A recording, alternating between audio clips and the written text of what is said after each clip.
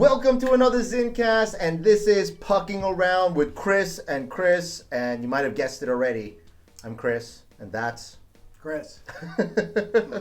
All right, so this is the second video. If you haven't watched our Eastern Conference picks, that's the first video. It'll be linked down below somewhere, and also at the end of this video. But this is our Western Conference picks. If you're watching these out of order, I'm just going to go through the housekeeping again. Okay, we're going to give you the Vegas lines for the series. But again, it's at the time of filming, so if you're watching this and you're going to go gamble, make sure you double check before you go gamble, okay? And also gamble responsibly and call that 1-800 number. I don't know what it is, okay? Look it up if you have a problem or if you think you have a gambling problem. I'm just going to throw that in there because, you know, whenever people talk about gambling, it's the right thing to do, Chris. All right, so let us get some more housekeeping, right? You got to subscribe, you got to like, and comment. Give us your Western Conference picks below so that this way we see what you're thinking. And again, we're going to see what we're thinking right now as we break this stuff down. So now we're just going to dive in. I think that was a faster intro than the last one, huh? Probably? I don't know. It's like the Western Conference. It's always a faster conference. Cheers. We are having some NHL hockey martinis, right? At 11:54. At 11:54 p.m. Yeah, p.m. All right. Cheers. Okay, so in the last video, we talked about how there's nothing like the NHL playoffs, and I'm sticking with that. I'm mentioning it again just in case you just watched this one because you only care about the West. NHL playoffs beat out every other playoff. Basketball, baseball, football. Yes, I said it. Football, okay? And it's because of the endurance, the determination, the fortitude, the energy, everything that you see these guys lay out on the ice. I mean, these guys go in, get stitches, pieces of their mouth come off, their teeth, and they're back on the ice trying not to miss a shift, okay? So that's why I love watching hockey. And again, overtimes in hockey are just the best. It's a sport that knows how to do overtime correctly. Yeah. Hi, NFL. You made some changes, but still not good enough. Okay. I need to digress and get into what we're doing, right? Yeah. Okay. So, the Colorado Avalanche, okay, the number one team in the West versus the Nashville Predators, who, locked in that last spot. I think the second to last game, okay? Let's talk about Vegas first. Minus 450, the heavy favorite is the Colorado Avalanche. Plus 360 is the Predators. Look, I thought the Colorado Avalanche last year had an amazing team, but Vegas just knocked them right out of the playoffs, okay? Out of there. What is going to happen here? What are your thoughts on this series? Well, let's see. We'll start with, I think that this series is over before it even begins. If there was any lopsided series, I believe, in the playoffs, it'd be this one. Avs captain, Gabriel, was it Landeskog? Landeskog. He's getting ready to return. While the Predators goalie, Saros, has sat out for the last 2 games of the season with a lower body injury. Even if Saros is playing, I still think Colorado is going to, just tear them apart. Nashville has no chance if Saros is not playing. Yeah, I mean, and yeah, it's over before it begins. If we could pick, Avs in 3, I'd pick it. But it doesn't work I like that. Nashville's stunning regular season-ending collapse to the Coyotes should do the trick, which happens. Hockey's a strange sports. Predators have defined expectations of even making the playoffs this season. Yeah, I mean, look. They got some good players. Roman Josi, Matt Duchene, who used to be on the Avs actually a while ago. Forsberg, and Matthias Ekholm on D. But they're not. Saros. Yeah. If Saros is not in net, this is over before it begins, like you said. And I mean, they have to. Even with Saros, they have to go up against McKinnon, okay, Rantanen, Langestell, okay, Cale, Kadri, Cale Makar. Sorry, I blame the drink. Yeah. Kale McCarr and D, right?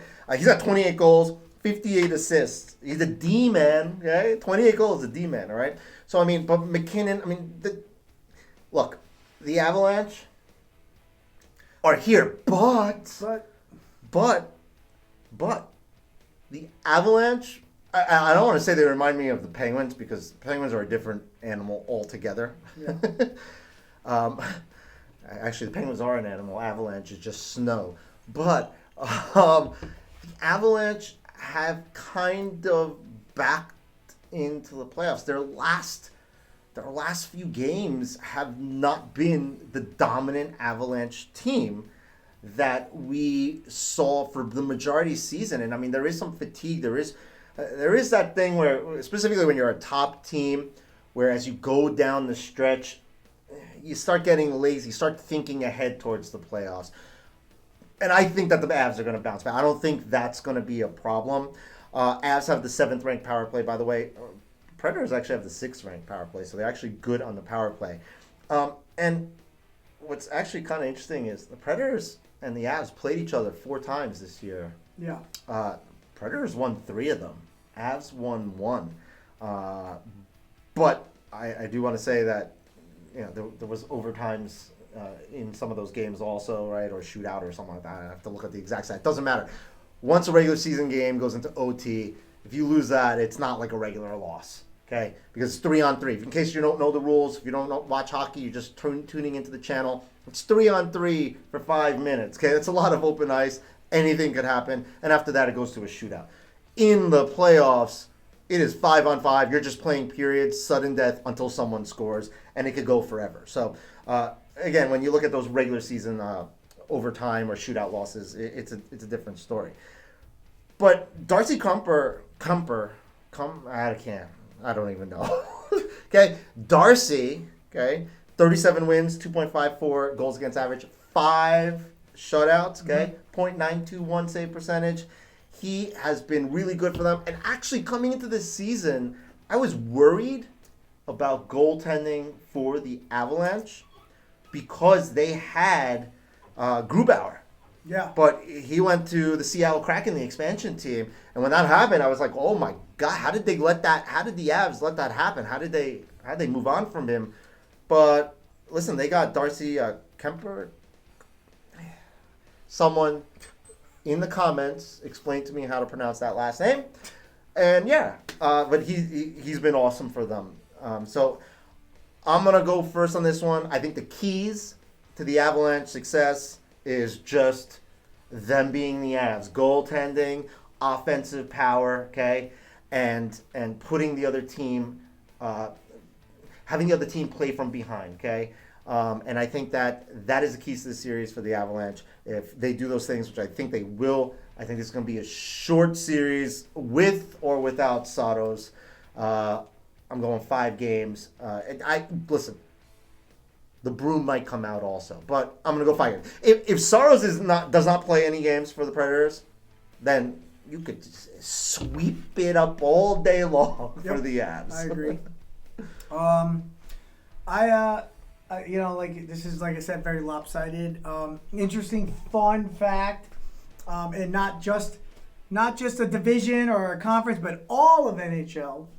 The number 1 team for power play goals is Colorado Avalanche. Yep. Number 1. They have the most goals for a power play. So basically, you're looking at, if they're on a power play, they're probably going to score.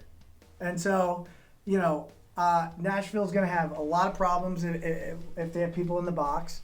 And I really think that, given the fact that this is just going to be one-sided, I'm going to go for the sweep. I'm saying Avs in 4, and goodbye Nashville. Yeah, Smashville. Yeah, Smashville. Smashville. What are the keys for the Predators to have any chance? What would you say?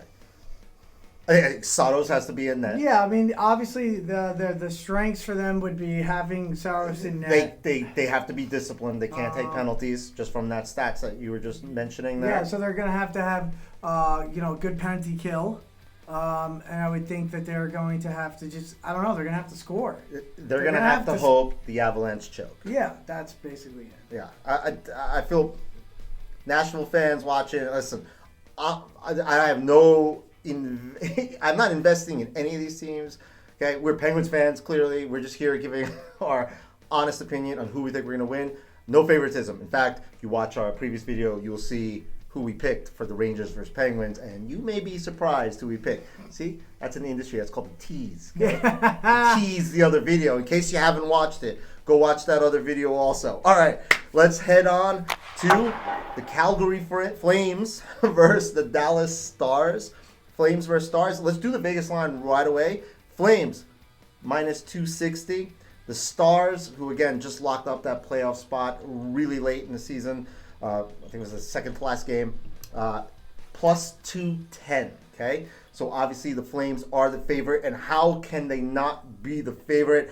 Johnny Gaudreau, 40 goals, 75 assists.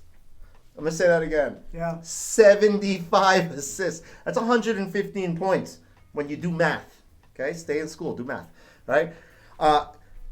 Tkachuk, Lindholm, and Rasmus Anderson on D. Okay, yeah, he's only got 4 goals, but 46 assists. He runs the point, you know. He runs that blue line. Where the Flames are, you know, where you want to sit there and be like, oh, who the goalie, right? Jacob Markstrom. He's a very good goalie also. 37 wins. That's a lot of wins. 2.22 goals against average. Chris, can you guess how many shutouts Markstrom has? Let's put it this way. He has more shutouts than Shesterkin. Shesterkin actually has the better overall numbers, but Markstrom has more shutouts. Well, I mean, as a team, they have 11. Yeah, he's got 9. Yeah, and the other guy who I don't know has 2. So they are on Dan number 1 in shutouts. Vladar. Oh. They're not even like the next team that's in the playoffs that has the closest amount of shutouts is the Rangers with 8. Yeah. And then the Capitals at 8, and then Penguins at 7. And Avs at 7. Shesterkin has 6 of those. Yeah, so I mean the Flames 11. That's pretty crazy. They're literally defense. You know, their goal. Yes. Now they've played the Stars 3 times. They're 2-0-1. Okay, so what that means is they have 2 wins and 1 loss, but the 1 loss I think came in a shootout. Okay, or overtime. Okay. And the Stars obviously 1-2 against them. Look, they're a well-rounded team, Calgary. But they are offensively. I think they're one of the best teams in the league. Okay, I think they have depth. Yeah. Throughout. Okay, the 3 folks I mentioned: Gaudreau, Tkachuk, Lindholm.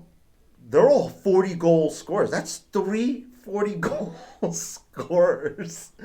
That's insane. Okay. That's a lot of goals. They, I think, have the most depth through each of their lines. And I think they're just offensively, I think they're maybe the best team in the playoffs offensively. I mean, at face value.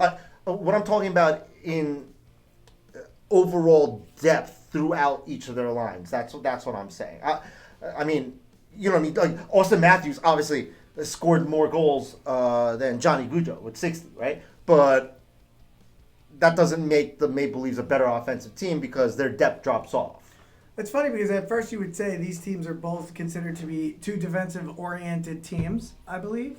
You know, between the 2, it's significant that they're both defense with goals, goaltenders, and everything. But consider that the Flames are plus 85 goals differential, and the Stars are negative 8. As just.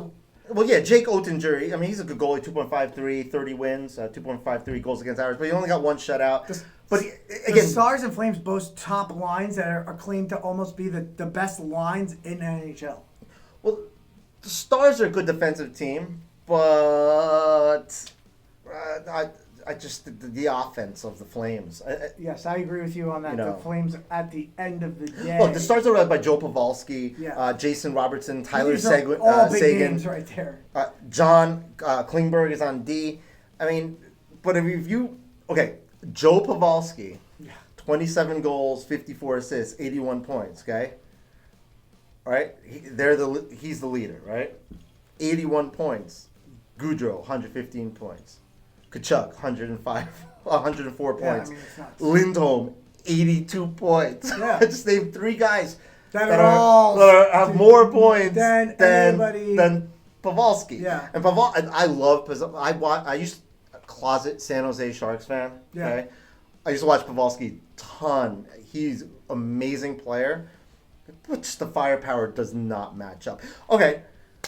With that, keys for the Flames. Well, I mean, I think Calgary has great special teams, and they're physical, and it's and with they're just good, too damn good in every area. I believe. Like I think that the Calgary's gonna just be physical, the goaltending keys.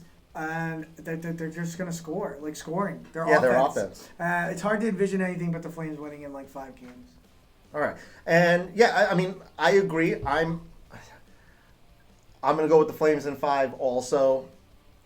I want to bring out the brooms for every game because listen, I'll give it to that Dallas has some good defense. If Dallas wants to put up a fight, they can. It's about defense, okay? Special teams, yep. Okay? And their goaltending needs to overperform. Has to perform better than it did in the regular season to shut down this team. Okay, if they get those, then they can make this a fight.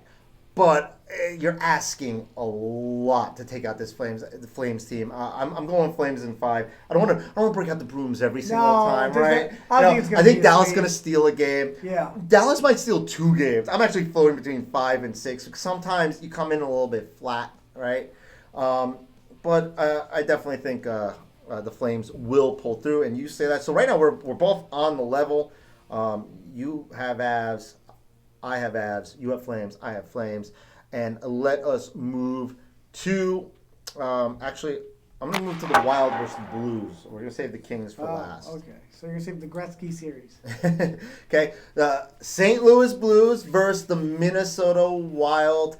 Vegas at the time of filming, remember, lines change, folks. So at the time of filming, Blues, the Wild, minus 150, the favorite.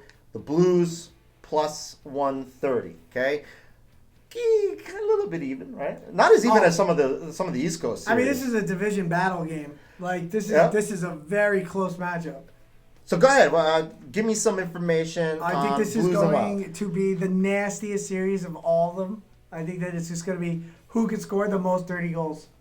That's what I'm calling it, the dirty goal series. I believe it's going to come down to, that which team has. Both of them are just nasty. They have potential. There's lots of fighting here. It's a division matchup almost. I believe that the Wild and Blues finished their seasons as 2 of the hottest teams in the NHL.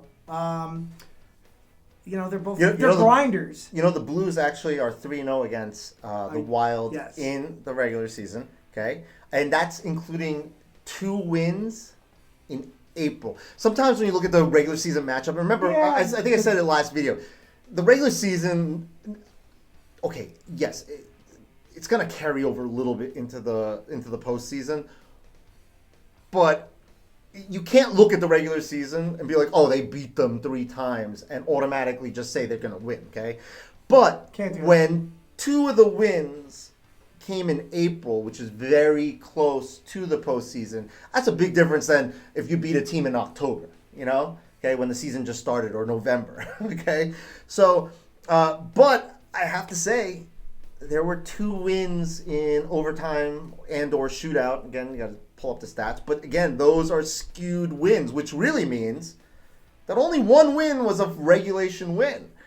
And again, in the playoffs, when you go into those extra frames, it's a whole new ballgame. It's completely different than extra frames in the regular season.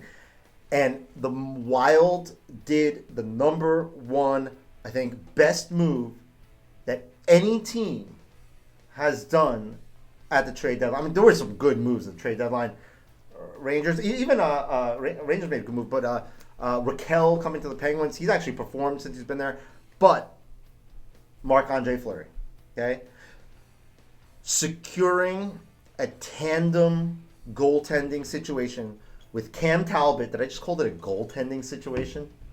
A goaltending situation. Hashtag goaltending situation. I'm coining that, okay?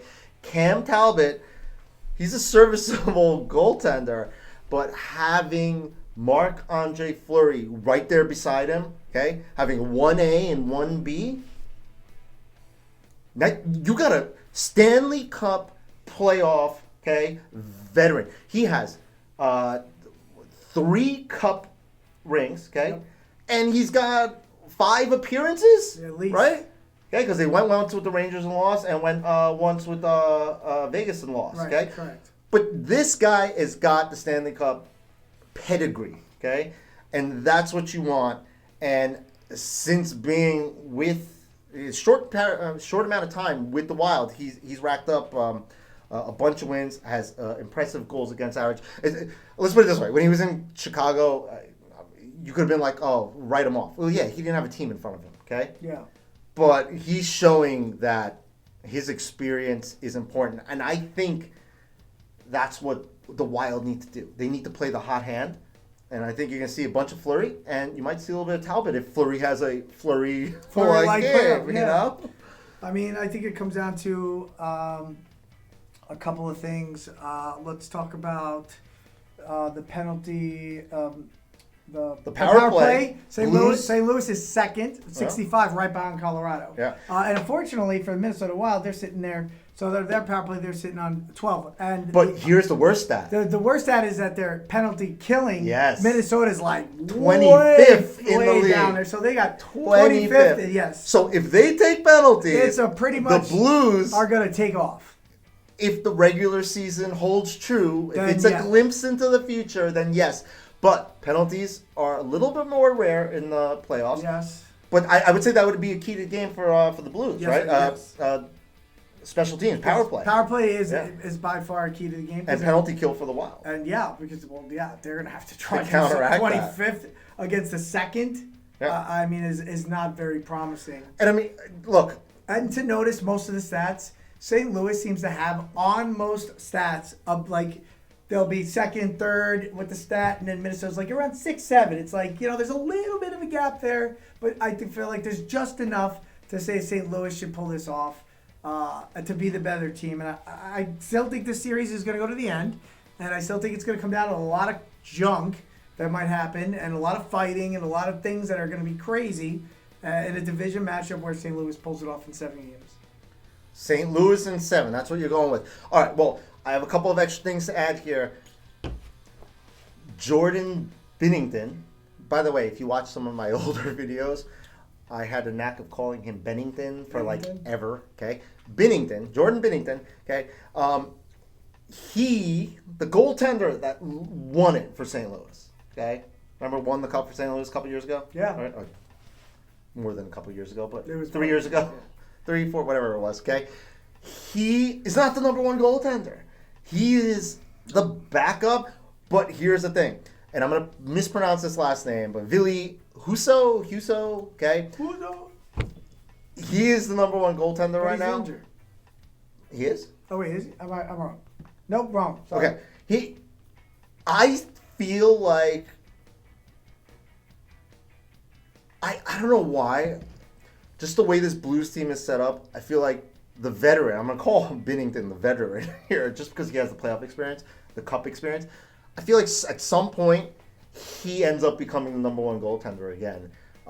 If the Blues team is going to get anywhere.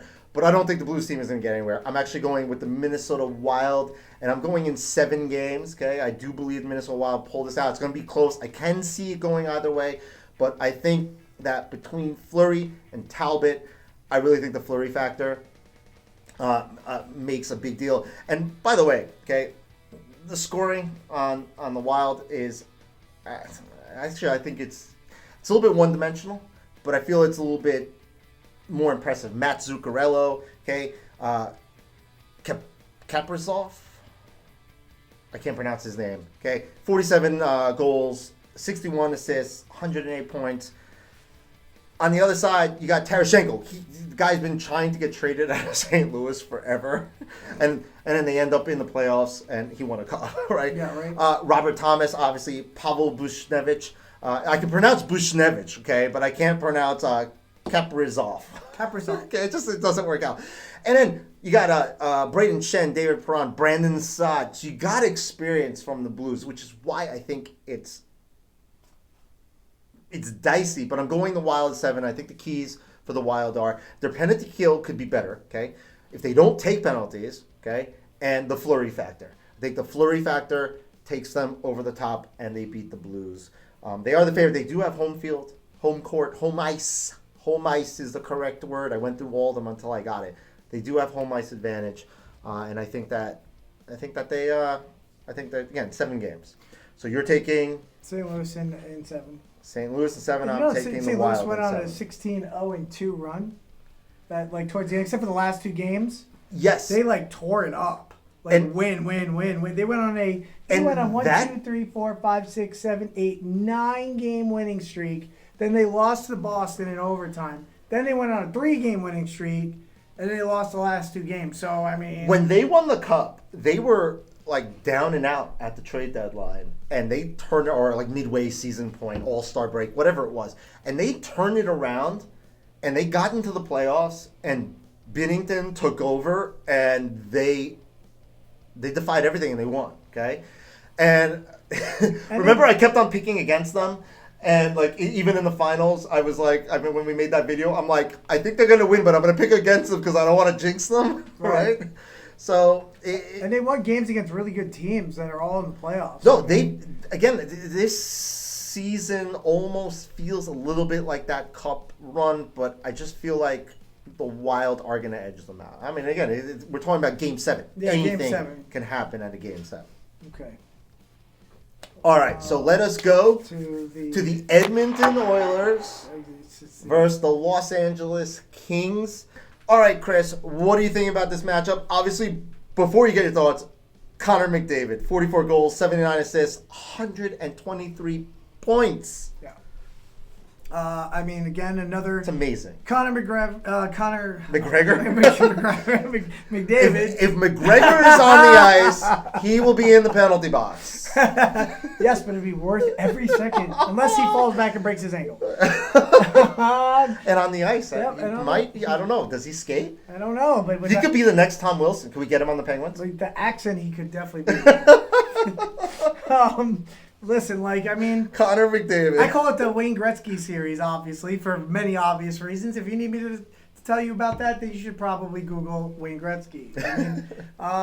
Both the Kings, I believe, have a little bit of an edge in the goaltending area. Is it enough to stop the Oilers' high-powered offense led by Connor McDavid? I don't.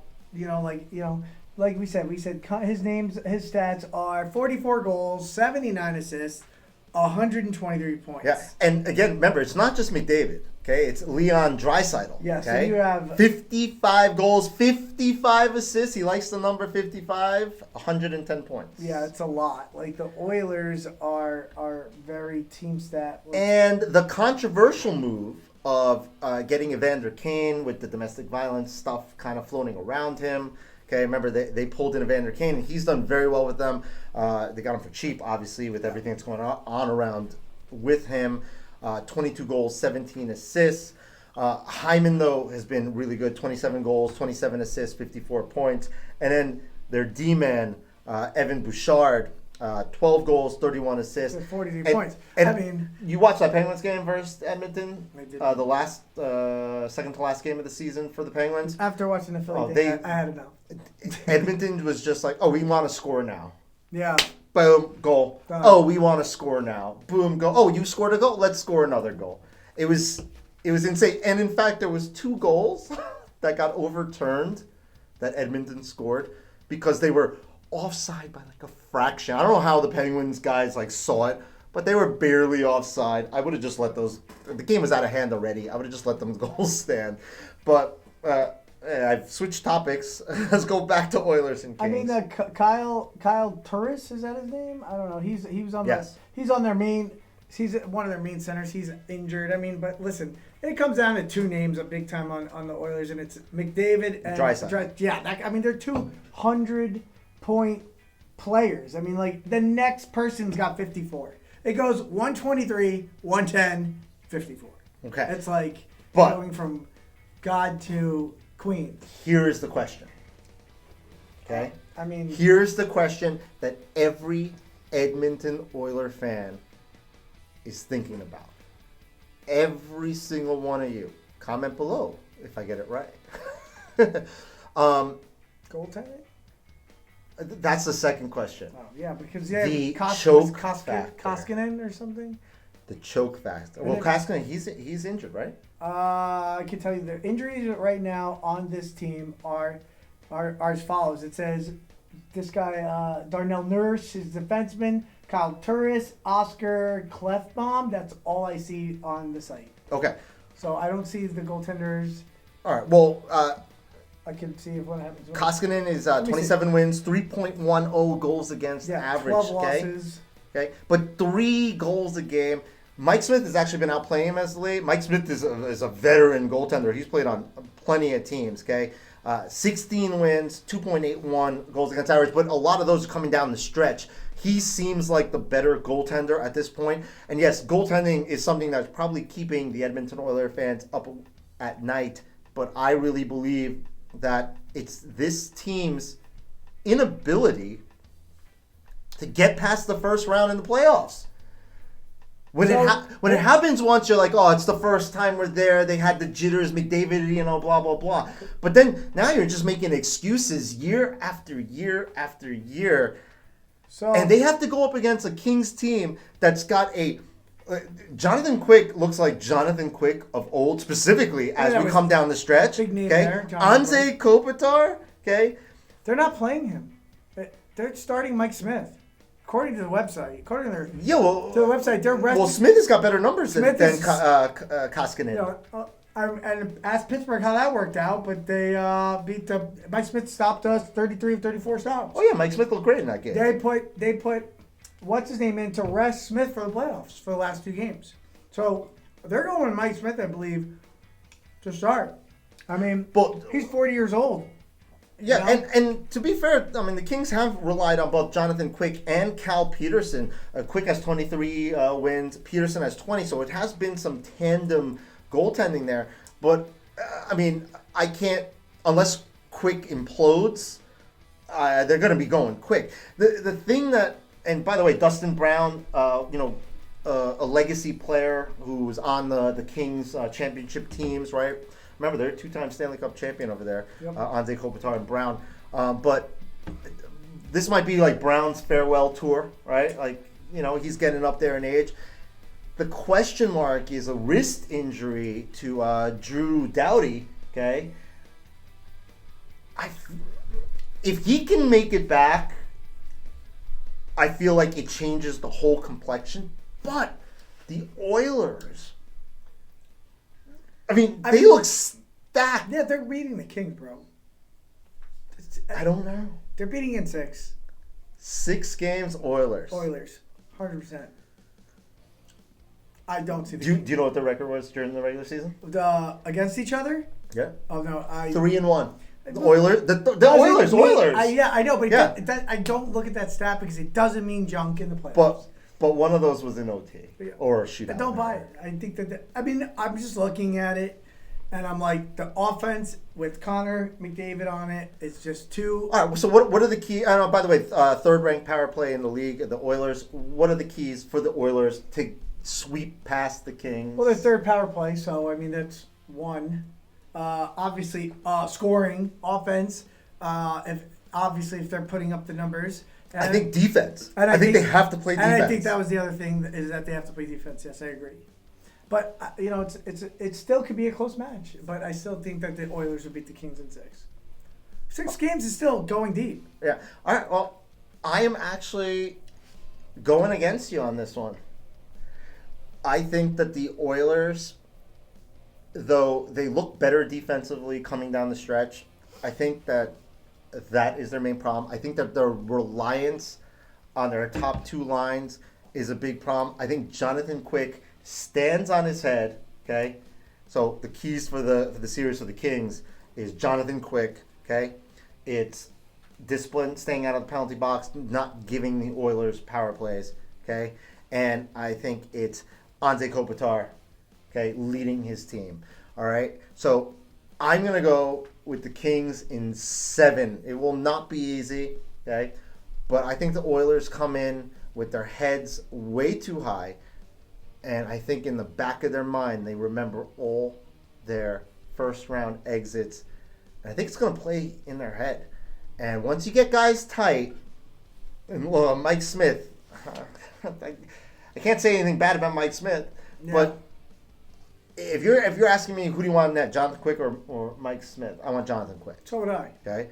Now, obviously, if you ask me who do you want on your top line, Connor McDavid and Draisaitl or Kopitar, I want Connor McDavid and Draisaitl. There's like no comparison. But if the goalie could shut that down, there's no and way then you get some, and the Kings get some third line depth, comes down to the Connor choke thing, which has always seemed to be a problem. Okay, here's the thing. Last year, I picked the Oilers. They went out. You didn't. So we're gonna do the reverse this year. Yeah, we're doing the reverse.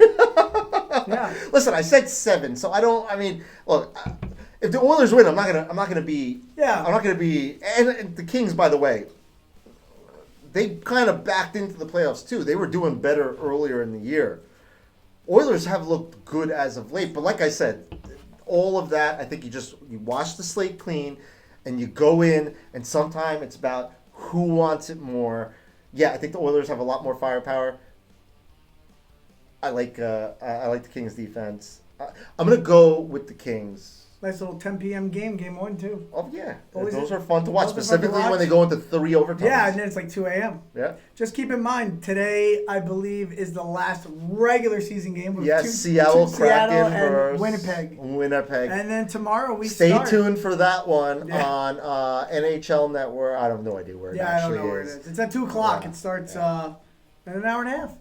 So they could really care less about that game. All right, so to review, we both have Avs, we both have Flames. Mm-hmm. I took the Kings, you took the Oilers. Yep. I took the Wild, you took the Blues. Correct.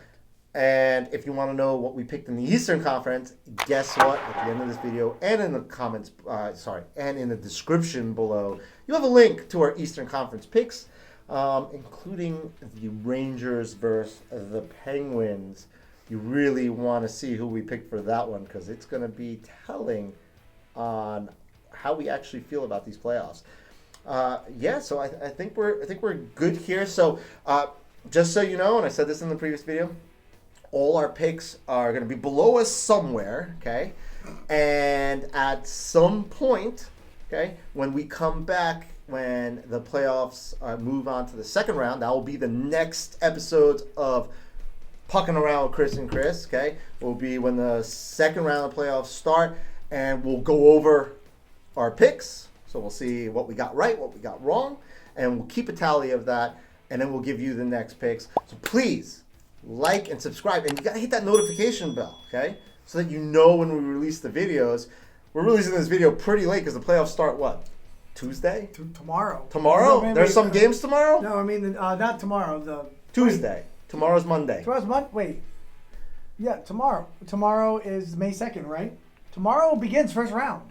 Who's playing? Let's let them know who's playing. Tomorrow, Boston, Carolina leads it in the 7 o'clock game, and at 7:30 of Tampa Bay, Toronto, 9:30 St. Louis and Minnesota, and you're followed by the Kings in Edmonton at 10 o'clock. Oh, nice! We're getting right into the Kings in Edmonton. Yeah, and then Tuesday, what's the schedule? Tuesday, it's all Pittsburgh Rangers leading it off, Washington, Florida, Nashville, Colorado, and your Dallas, Calgary game at 10 o'clock. All right. So the playoffs start tomorrow.